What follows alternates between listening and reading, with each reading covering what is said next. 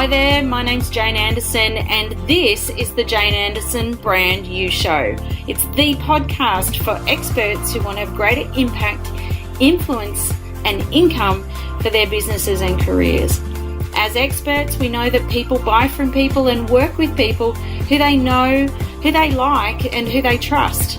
So I'm so glad you're here because it's that time again now to really amplify how you show up in the world. Hi there and welcome to the Jane Anderson Brand You Show, where we talk all things personally branded businesses. And as you know, we talk about that people buy from people, and we believe that people buy from people who they know, who they like and who they trust.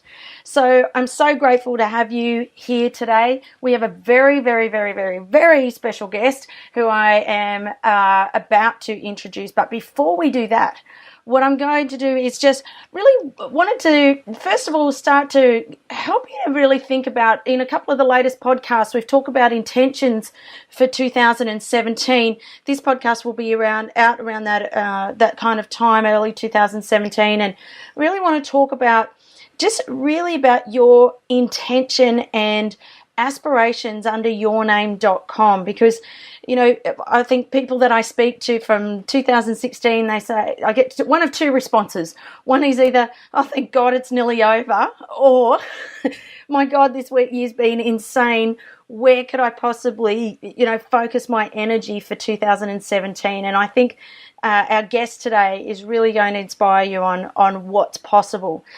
Before we get into that, I wanted to share with you a couple of things that are happening that with the time that this podcast goes out, there are going to be 3 major things that are going to be coming out that will help you this year. So if you jump onto the jane-anderson.com website, of course, you may have heard about the influencer book, which is the 12 secrets to explode your list, skyrocket your leads, and supercharge your visibility. So you can jump on the website. That'll be my focus really this year, is to help you with some of the really step-by-step strategies to make that work. You will also be able to jump on and access the tool that I've created, which is the lead generation indicator. If you jump onto the Jane Anderson website, you'll see that you can enter your details and you can get a free mini report. You can pay to get the full report, which is 15 pages, but the mini report is 2 pages. You can access it for free, and it's really going to identify exactly where are you in your lead generation activity right now, and where are your gaps, and where do you need to go from here. So it's a really exciting project that is on the website now. And of course, the last thing that will help you make all the mechanics of this stuff work is the Influencer Institute.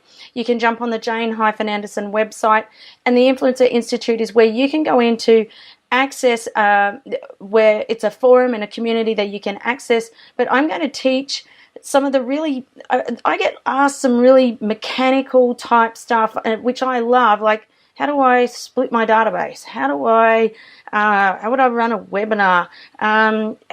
Just some of those, what might feel like mechanical basic things, but sometimes I think one of the things people come to me for is that they say, I'm coming to ask you the really dumb question. And this is the place where you get to ask the dumb questions, but they're not dumb questions because you'll find everybody else is having the same problem. So that's on for 2017. So make sure you jump on there.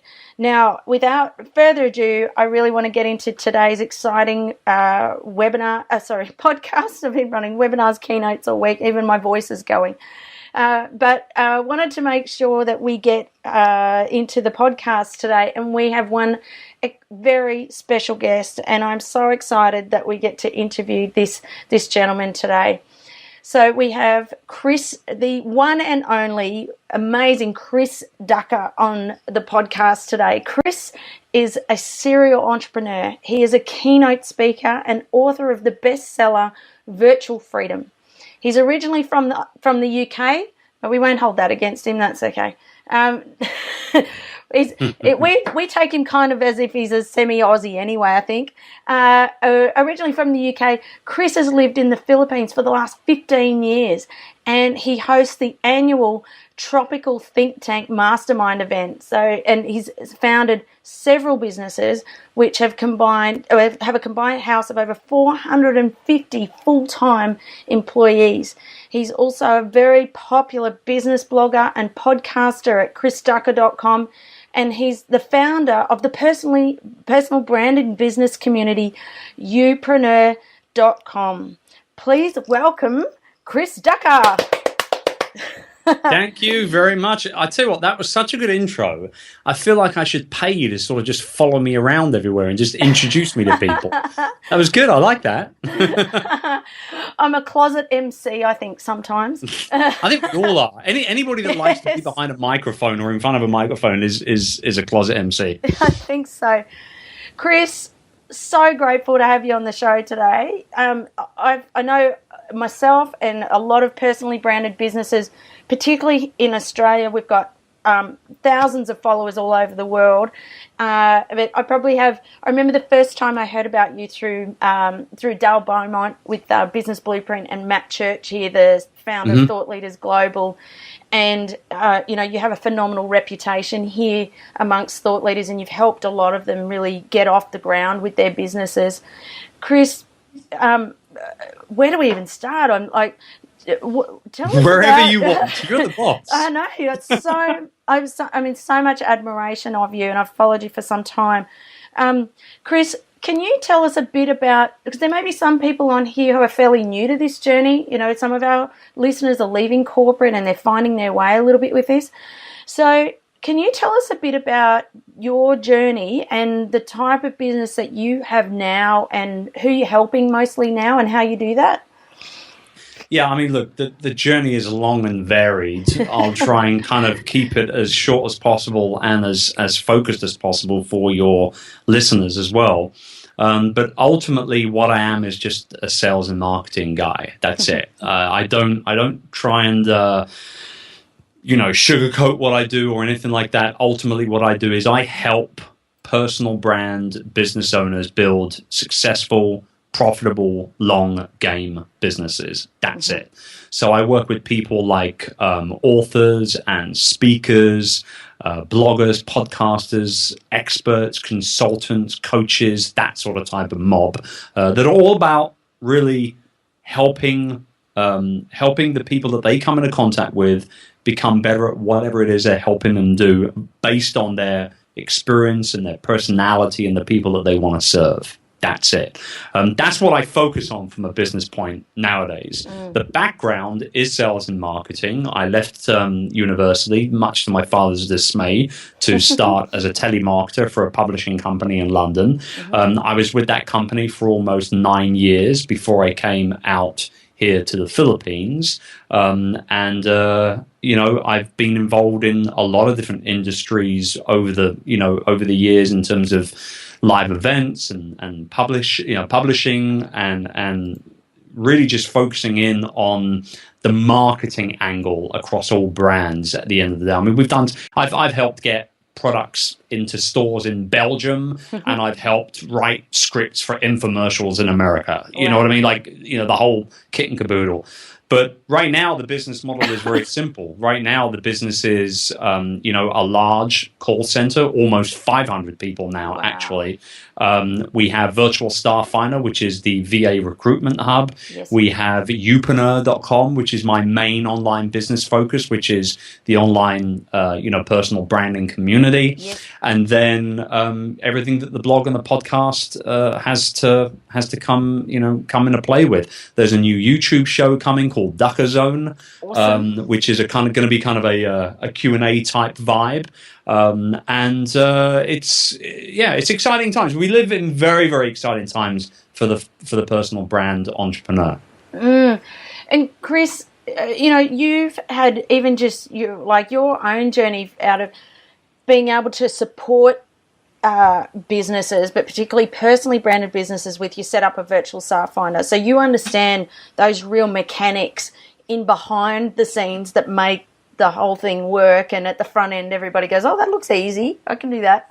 But you've got that real background context, and then you're still the CEO for that company, and then you've made the shift yourself into, you've always had sort of that personal branded business and understanding of all that, but now you've just taken it to a whole new level with yourname.com. What's made you decide to do that yourself? What have you been noticing to realize that that's the way to go?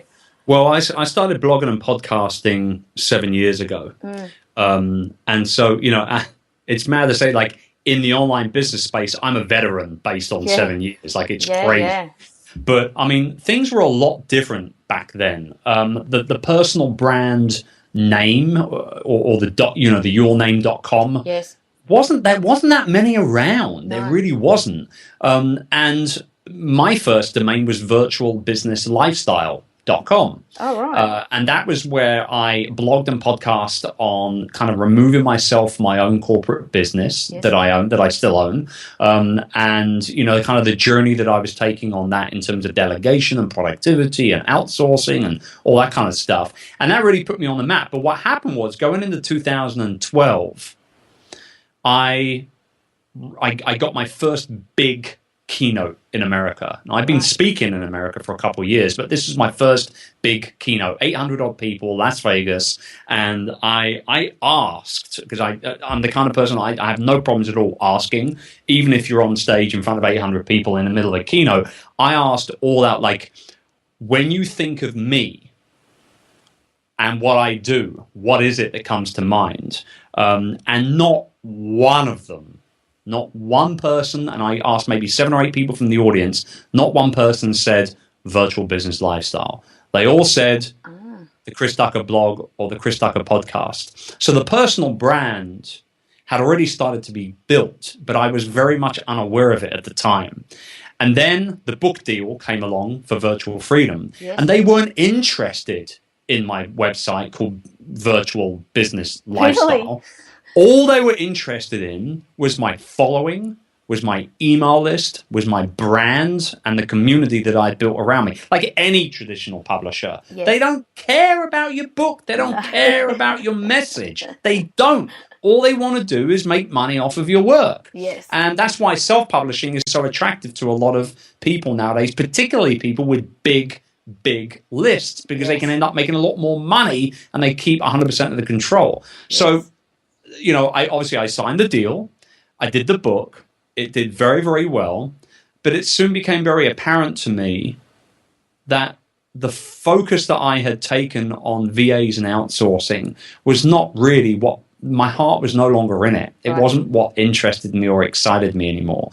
And so we switched over from Virtual Business Lifestyle to chrisducker.com. And the main reason behind that was that it gave me the flexibility to leverage the art of the pivot as an entrepreneur. And I knew that, I could write about bloody anything at chrisducker.com, right? And I do pretty much write about anything at chrisducker.com. I mean, it's, somebody referred to it not so long ago, and they called it a thought leadership blog. And I think that's pretty spot on. I don't claim to be a thought leader. I just claim to be a guy that has been, very humble in making a certain amount of success out of what he's done. But if people want to call me a thought leader, that's fine. But I talk on that blog, I talk about everything from banishing fear right the way down to productivity and, team build. Like, it's a lot. It's a mishmash of everything that I've been through and continue to go through. And so the personal brand for me, that focus has opened more opportunities or more doors, given me more opportunities. It's brought about closer, more intimate relationships with the people, not that kind of intimate, but intimate relationships with the people that I've come into touch with. And it genuinely has, honestly, I would say this, it's a bold statement, but I would say developing my personal brand has been the biggest differentiator in my success. Right. That's a big statement. And coming from someone like you who, the stages that you're on stages with like the Lewis Howes and and the Pat Flynn's, and you're up there with all those big personally branded businesses, and that's the challenge, isn't it? Around, well, what is it that differentiates you? And at the end of the day, it's you. Yes. Yeah. And that's why I say, and Sally Hogshead, Yes. I'll paraphrase her a little bit. One of the biggest, or the quotes that I like from her a little bit, she says something along the lines of, being different is better than being better, or something like that. Yes. And it's very, very, very true. And let me tell you, when you're on stage with people like Lewis and Pat and, Gary and all these other people that are out there, you can't get up on stage with the same shtick. No. That's right. You need to be different. Now, I have a little bit of a feather in my cap when it comes to these big names in the United States. Yes. And that is because I'm not American. Yes. I'm a Brit. Yeah. And I use that to my advantage. I always believe that you should use what you've got to get what you want. Right. And I do use the Brit angle very, very heavily in the United States. Right. It doesn't work in England, obviously, but I can use it in the US. So you're up on stage and you're dropping the odd bollocks or the odd bloody or arse and all these sort of things. Awesome instead of awesome and all that kind of stuff. And they eat it up in America. They eat it up. So I can get away. I think I get away with hamming it up a little bit in America more so than I would elsewhere. But again, that's somebody who's in tune with what they can do and how they're going to do it in certain territories. And in America, I play the Brit very hardcore, without a doubt. In Australia, when I'm in Australia, I play the crafty, cheeky Cockney kind of a little bit, because everybody likes, you talk a little bit like that, mate, don't you? Back in Australia, they like that. They do, So I can, I play it. You've got to do what you got to do to stand out. Yeah, and I think that's so true, Chris. I think something that you do really well when I watch, and this is something that I've talked about in the book and in blogs and podcasts, is those 3 levels of even just how people get to know you through social media and that intimacy. If you look at Chris, what I love about Chris is that you've got that visibility, so you keep connected to people. Then you've got the credibility through what you have to say. Particularly, I think if I watch it with your videos and your show coming soon, but your unique angle and your insight, and that comes out regularly. But I think one of the things that a lot of people forget is that top bit, which is the personality. And so they focus so hard on, I've got to keep visible, I've got to get my thought leadership out there and get my blog every week. But there's a 3-dimension that's got to come out, and that's your uniqueness and what makes that message different. And that's what I love about what you do, Chris, and you do that across multiple platforms. You've got video, you've got podcasts, and you've got written, and you've got visual storytelling. So you really are the master of that. Do you have are you quite strategic in how you specifically do that, or did you sort of fumble through it and then you realize, there's a bit of a system here? Or I love a good fumble. I fumbled like mad for a few years. And then you figure out what works, where the stickiness is going to be, and where things are just going to slide right off the edge of the wall. Yeah. I fumbled around a lot for a few years, and we tried everything. I tried blogging 3 times a week. I tried blogging once a week. I tried podcasting twice a week. I tried podcasting 3 times a week. I tried doing a lot of video. I tried doing no video at all. I tried lots of live video. This is the thing. We live in such an incredibly fast-moving world when it comes to all this stuff that we could ultimately do. Yes. There's a lot of bells and whistles. People feel like they need to do it all. Yes. That's not true. Yes. What you need to do is focus on the tasks and the activities that are ultimately going to bring the best return on that investment to you and your business and to your community. But in that order, to you, your business, and your community. And I'm quite unabashful when I say, look, you have to be a little bit more selfish than a lot of people claim that you should not be. Yes. Because if you aren't focused on you, if you aren't focused on your business, you can no longer serving that community because you're going to go out of business, plain simple. Yeah. So get selfish, make money, sell stuff. And if people don't like it, then they won't buy it, for Christ's sake. It's really that simple, right? So, you know, I'm all about wanting to make sure that I serve my community and that I'm out there, but I am quite strong-minded. I'm quite strong-willed in my mindset and my thought process on a lot of things. And if I get into, you know, a bit of a social media not argument, but a little tete-a-tete, then so be it. Yeah. Just recently, I did a blog post on Brexit. I have a big UK following. It's not as big as the US, but it's the US, the UK, and then very closely behind the UK is Australia, and in terms of readership. And so, you know, a lot of people ask me what my thoughts were on Brexit, and I sat on it for a while because I haven't lived in the UK for 16 years. Yeah. I am actually moving back there next year. Are you? With family, yes. Oh, wow. So that's not super, but you get a bit of a scoop. That's ridiculous. It's not a scoop. Where's Chris living? That's not a scoop in the grand scheme of life. That's not a scoop. But no, we've decided to move back there next year. So I did a piece on Brexit. And all freaking hell broke loose on my Facebook page. I think somebody picked it up somehow and then shared it on some anti-Brexit Facebook group or something, because I was just bombarded with people that were upset with me. And you know, and almost all that, you're not even living here. You've got no right to talk about it. So I just replied back saying, well, number one, I'm British, and number two, I'm moving back there next year. So that's how much I think it's going to bother me. And so, you know, my wife summed it up perfectly. She said, people are quite negative in England, aren't they? Yeah, darling. Yeah.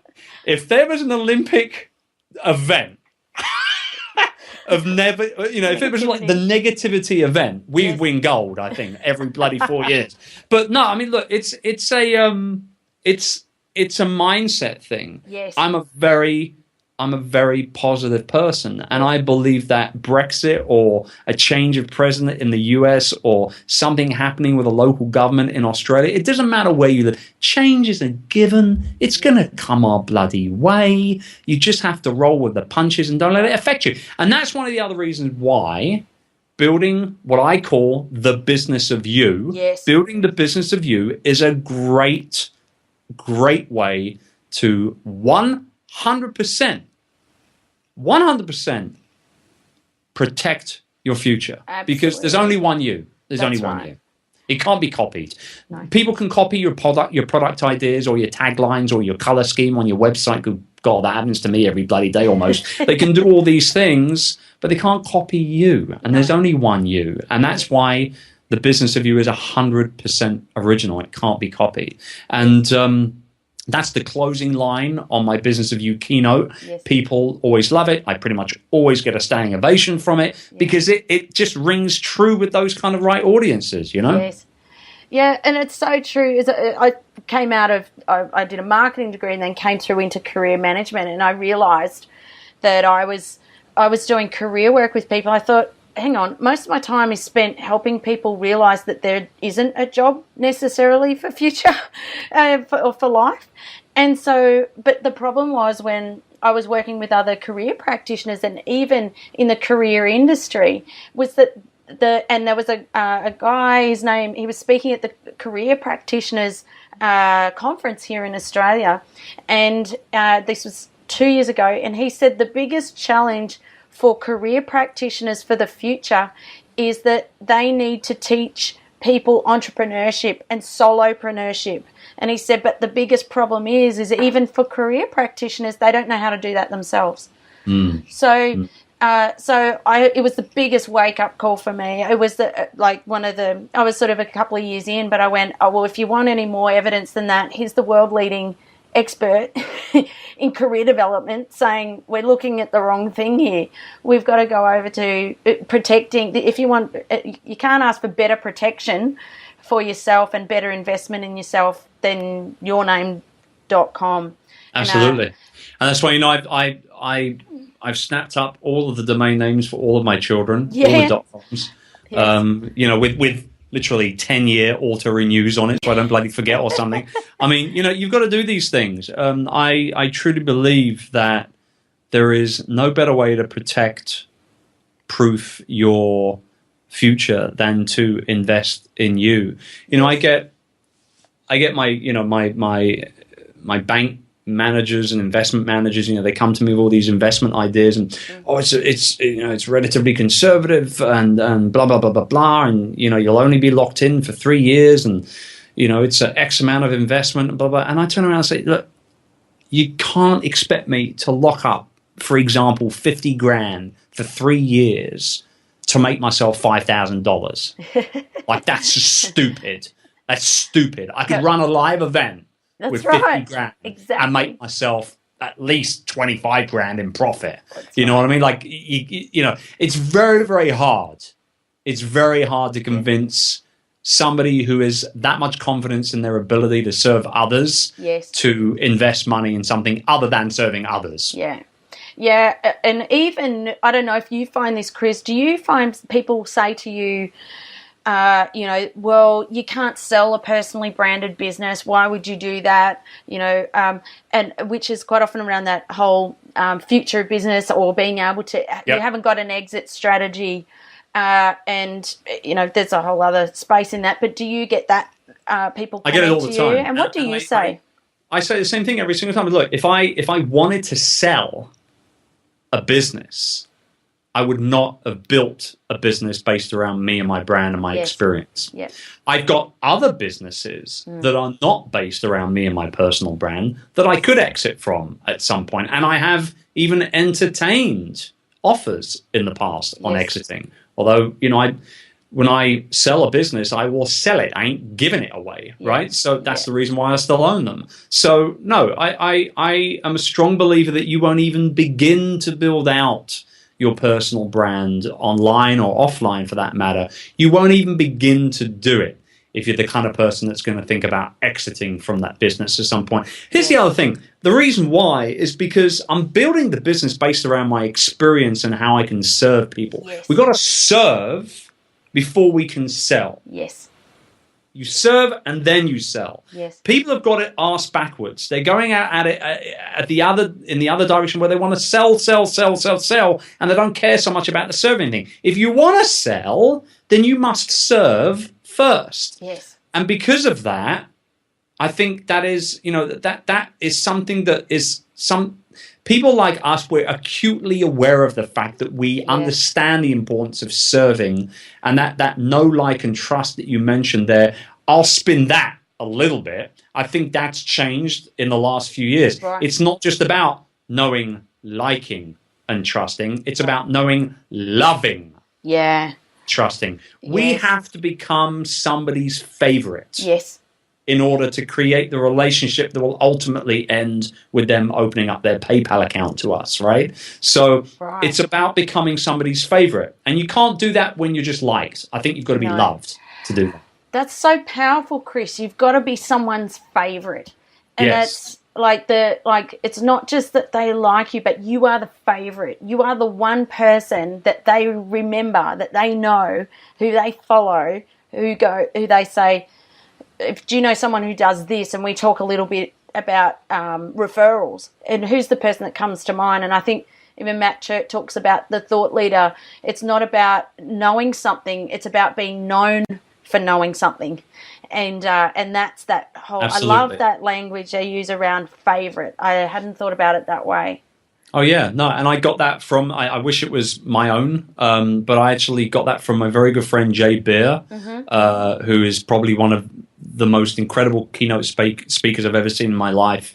We were at dinner. I think it was, I'm going to say it was Vegas. It might have been San Diego. I can't remember now. But and we were there and we were having dinner, and, the wine's flowing, and you get, you get loose, don't you? You know what I mean? And then so he said something along the lines of, we're all scrambling, Chris. We're all scrambling.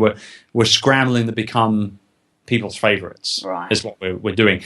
And so I've spun that a little bit. We say we have to become, our mission should be to become somebody's favorite podcaster, favorite YouTuber, favorite blogger, favorite Facebook Live personality, whatever it is. We've got to become somebody's favorite.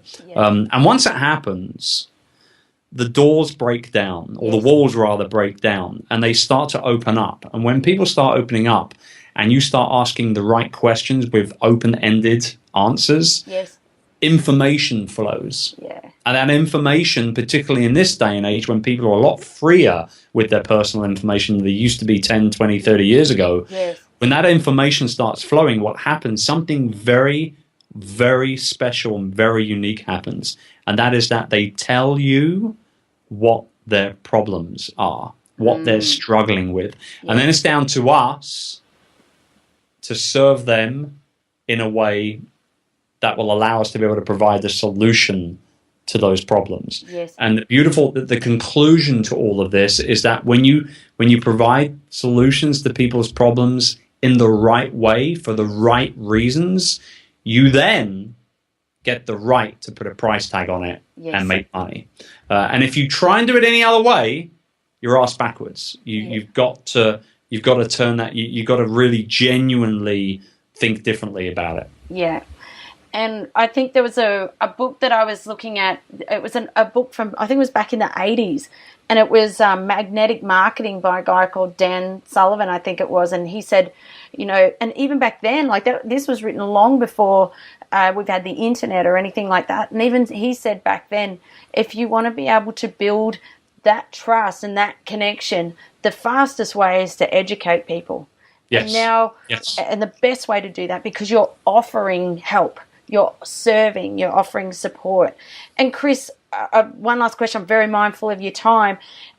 What I'm curious to know is your opinion on, I'm often out working with, like you, where we're out working with speakers, authors, experts in their field. And then I'm also often working with corporates, and I'll have experts in their field or internal experts in corporate. And these are big organizations, and they're trying to leverage the expertise of the individual in their organization. I'm finding they're still quite behind in that thinking, because there's a fear that if we put people in front of the big brand that we have, that they're going to leave. We don't want our people to get bigger than us.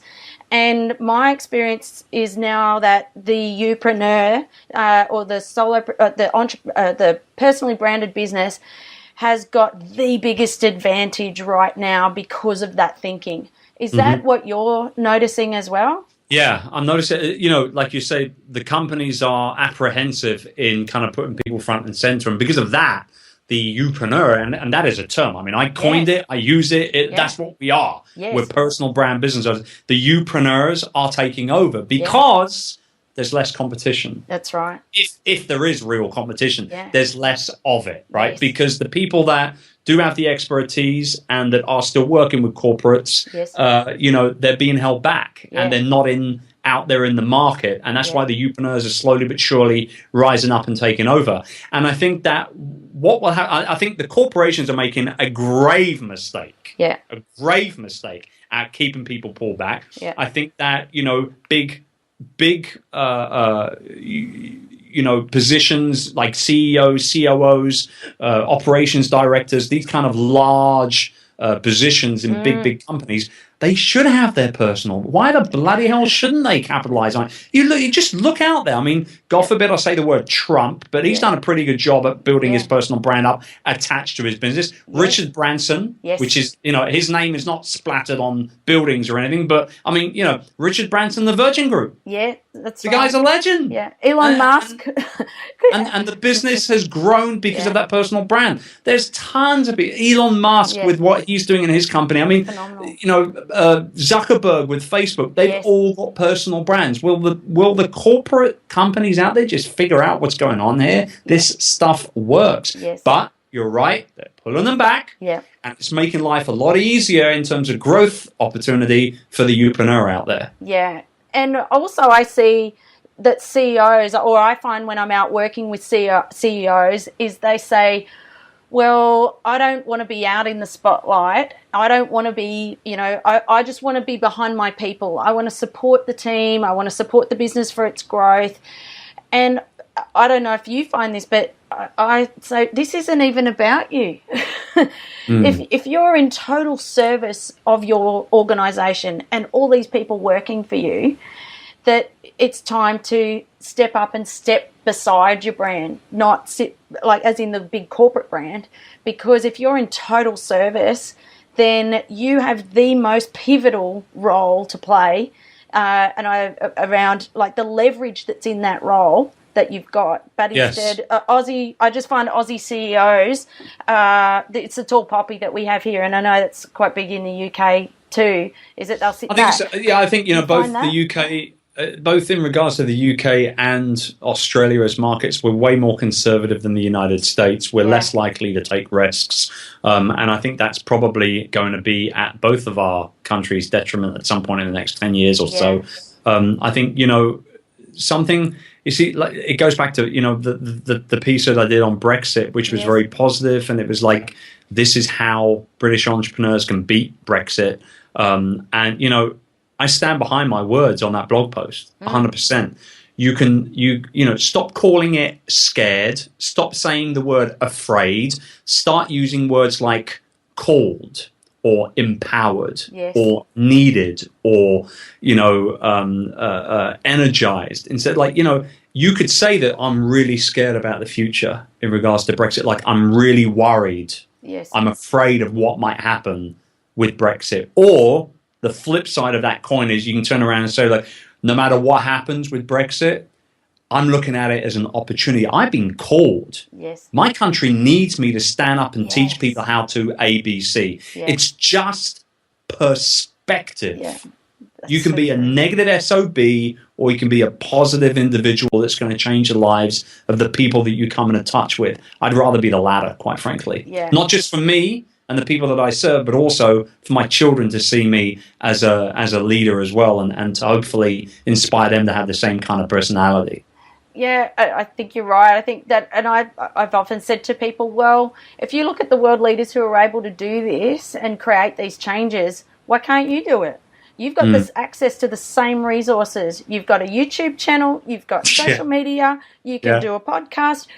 This stuff doesn't take multi-million-dollar PR campaigns anymore. If they can do it and you're complaining about it, then why don't you do it and do your version of that? Could not agree more with you. And no matter what niche or industry you're in, it doesn't matter. I worked with a coaching client of mine a few years ago who was extremely passionate about knitting. Right. And she wanted to start a podcast about knitting, but she didn't think it would be popular. And I said, well, how many other podcasts are out there on knitting? She said, only a couple.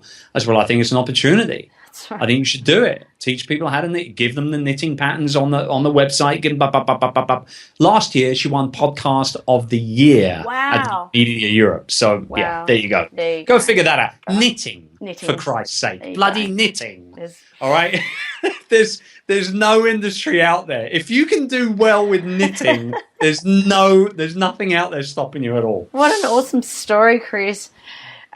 Chris, tell us a bit about your youpreneur community and what your plans are with that. You said you've got your TV channel that you've been working on. Notice on Facebook you're starting to talk about that a little bit more. Tell us about your plans for the next 12 to 18 months. What are we going to be seeing you doing? It's all youpreneur focused. That's the next decade, quite frankly. This is it. This is my I want to be remembered as the guy who coined that phrase, that term, and I want to be remembered as the guy that has helped ultimately create a generation of youpreneurs. And so this is my life's work. This is my next 10 years. This is how I want to touch as many people as possible. The community continues to grow. We're going to be launching the first Youpreneur Academy, which is kind of like a step-by-step handhelded version of the community. I don't know when this is going to be going out, but this will be launched mid-January. We have the first ever UCon or Youpreneur conference planned for London, November next 2017. Which is going to be great. We're just finalizing the venue. And I've had my eye on one venue and one venue only since the first day that I decided to hold a big conference in London. And I think I'm going to get the venue. I've got my fingers crossed literally as I say that. But if I get it, it's going to be freaking amazing. I'm so excited about it. So there's that. And then next book, Youpreneur book, is coming out towards the end of 2017 as well. That's going to be fun. But yeah, really, it for me right now, particularly with the launch of Ducker Zone in January 2017, I get so many emails and social, interactions from people asking me questions. And the other thing is that I want to try and be more specific. And it's hard when you're creating content that's evergreen, but I want to try and be more specific in helping people with their businesses. Right. And, I could have done a question and answer podcast, but I wasn't doing a lot of video, and I've decided to do more. That's great. Going into 2017. And so a Q&A YouTube show just sounds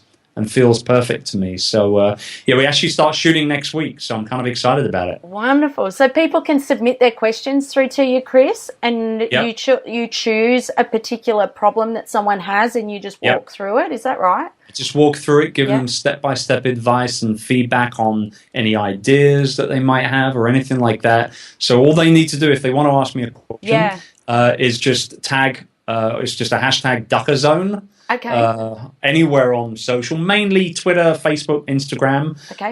But we'll pick it up pretty much anywhere. Yes. And if the question's good enough, we'll feature it on the show. Wow, how's that? So people have even got an opportunity to get you personally to answer their question. That's phenomenal. This also came about, I get a lot of "can I pick your brain" messages, and I like my brain just fine the way it is, so I don't want to start picking it apart. But I'm all about trying to give back and to help people if I can. Yes. And it's just perfect. It's just a perfect way of saying, you can pick my brain, just tweet me a question and I'll put it on the show. It's that simple. Yeah. Oh, I love that, Chris. That's just, and I think that 2017 really is the year of video. I think this year's been the year of the podcast, and I think some people here are still catching up a little bit with that. But I don't know if you're finding that, but I feel like for us that are the ones using we're seeing the cut through and what works and what doesn't. We're trying all these different things, and so I think next year is that inspiration to really help other people start to communicate with video, because that can be a bit of a fear factor. And it's like, I need to lose a bit of weight first. Oh, hang on, I haven't got. No, the funny thing is that people that have been aware of video, for a while, have been saying this is the year of video for like 5 years, and we are saying it again. Yeah, I will caveat that very, very, very slightly, and I think that 2017 is actually going to be the year of live video. Right. I think you're going to see. Facebook Live has kind of already taken over from where Periscope was in 2015, which I used incredibly.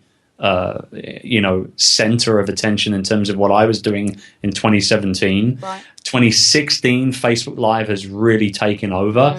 And I think 2017, you're going to see Facebook continue to bank a lot on live video on that platform. But I also think that YouTube is going to be very, very closely behind in regards to utilizing that live video element in what they're doing. And I think that live video is going to be the biggest differentiator for youpreneurs in 2017 in terms of fast growth of their platforms. The fact is, when you're live, people can interact with you. Yes. And look, I'm going to be doing Ducker Zone. It's a recorded show for YouTube, but I'm also going to be on live video pretty much on a weekly basis as well. Yep. So I'm banking on live video as a way to be able to grow my platform in 2017. Yes. And I absolutely suggest that everybody else that wants to become a more well-known youpreneur is going to be doing the same thing. Yeah, I agree with you. I think that's such invaluable advice, and it can be a scary thing, can't it? Because it's so real, and there's nowhere to hide. The reason why you need to do it, is because it's so real. Yeah. There's no scripts, there's no do-overs, no editing. It doesn't need to be perfectly lit. You don't have to have a microphone attached to your shirt. Yeah. That's the whole thing. Because of the rawness behind it, people feel like they're getting a really good look into you and what you're all about. Yes. There's no smoke and mirrors. No. It's about as real as you can get. Yeah. And people want real, more so today than ever before in the history of business. Yeah. And you think it'll take over Snapchat? Well, I mean, I think, Snapchat, Instagram stories, this is what I call visual storytelling. It's still live video. It's just not kind of, that sit down type scenario. Like, Gary Vaynerchuk said something not so long ago, and he's actually coming on to youpreneur FM to talk about it in the new year. Wow, fantastic. Where we talk about documenting, not creating. And when he said that, it's like he picked, he got into my head and picked part of my brain out, because I've been thinking about this for a while. I just couldn't put it into words. It was like, people want to see what you're doing. They want to see behind the scenes. They want to see what where you are, who you're with, and everything. So his adage of documenting, not creating, I think, is right to a certain degree. I still believe we should be creating great content, but I think we should be documenting how we're creating that great content. Yeah, people love that. I agree. I remember seeing that he said the other day, and even the frequency of the documentation. He said, because he's 6 to 7 a day, which I think is out of this world and not perhaps for the US. In Australia, I think we've still got a bit to catch up there. But if you think about it, though, think about it logically.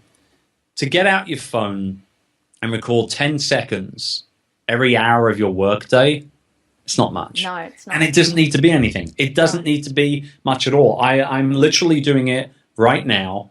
I'm going to do it right now live. What's up, Instagram stories? Hope you're all doing well. I'm on a podcast with Jane Anderson down under in Australia right now. After this, I'm going to get my daily green smoothie. What are you up to? And that's it. That's all you have to do. Now I've created my first piece of visual storytelling for my community, and later on I'll show them where I'm eating lunch. They don't. It's that we're all voyeurs. It's that voyeuristic tendency that we have. We can't help ourselves, Yes. Yeah. Oh, look, Chris, I'm super mindful of your time. You are just such a wealth of information, and you are so phenomenally generous, not just today, but just in general. I really want to compliment you and acknowledge you for just how generous you are in terms of your expertise and what you do in service of those who have personally branded businesses. So thank you. So if we want to find more about the youpreneur community, we go to youpreneur.com. Is there and where else can we direct people if they want to follow you more, find out more? You know what? I truly do walk the talk, so you can just go to chrisducker.com and you find everything there. All roads lead to. Yes. All right. Terrific.